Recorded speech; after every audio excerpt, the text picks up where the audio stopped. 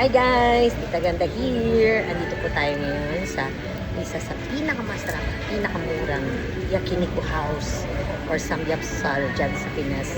Dito naman sa Japan is yakiniku house na pinakamura at ang sarap-sarap. Pilipina po ang may-ari at ang kanyang husband is Japanese. So matagal po silang may pwesto na ganito. So napuntahan po natin para just in case kung mapupunta po kayo dito sa Japan is makikita niyo po na masarap at mura ang place ng Mampukutaro Yakiniku Restaurant. So, samahan niyo po at makapag-decide kayo papunta niyo ng Japan in the near future. Kahit na magulo sa ibang parte ng mundo, kailangan lang natin ng paligayahin at kusogin ang ating sarili. So, eto guys, ang ating masasarap na karne. So,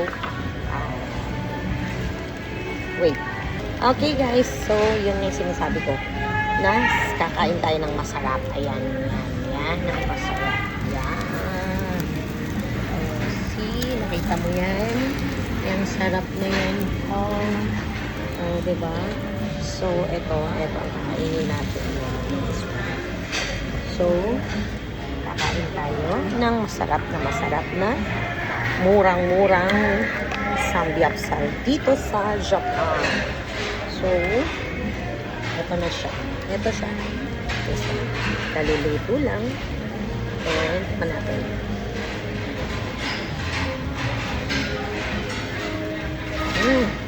Sarap. Sarap. Grabe.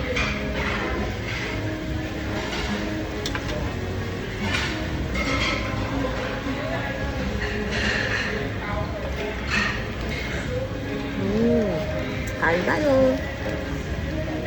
Bon appetit. Masarap siya tayo. Masarap siya. At sa halagang 2,000 yen. So sa pera natin dyan sa Pinas, nasa 700, 800. Pero it all open siya. Marami kang variety makukuha. May pork, may beef, may chicken, tapos name it, pati sa mga desserts at iba't ibang matamis after nag-crave ka syempre. Tapos yung 2,000 na yun, 2,000 yan na yun sa pagkain lahat yun, hanggang kanin, hanggang pansit. Dash yung sa inumin naman, kwera, nasa 300, 400 yun. So mga nasa 200 pesos. So, saan ka pa? Sa isang tao, 2,500 yan. Wala pa 1,000 pesos. Eto, busog na busog ka na. Ang sarap-sarap, guys. Mga kaibigan kong magaganda. Like Tita Ganda here. So, enjoy natin ang buhay.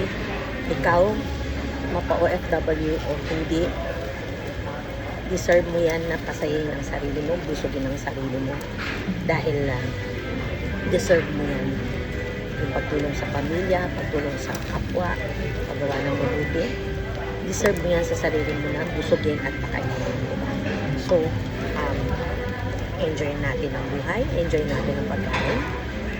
Itadakimasu. Grabe, sarap. Tapos meron silang salad. Okay? Meron yung baby corn, okra, pangontra sa high blood, full kernel corn, potato salad. Kahit hindi ko na kumain ng kanin. So, ano pa hinintay nyo guys? Napakabait ng may-ari. Kaya, si Ma'am Maria, or Ma'am Maria, o Marie or Maria, napakabait po niyan. At thoughtful. Kaya, I'm sure, ma-enjoy nyo at mabubusog kayo pagpunta nyo dito sa Mampukutaro. And ipapakita ko sa inyo. Hanapin nyo na lang sa Google guys. Okay? So, this is it. Yan guys. Yan. Diba? So, nandyan yung kanyang yung hahanapin mo sa Google. So, ito. This one. Okay guys.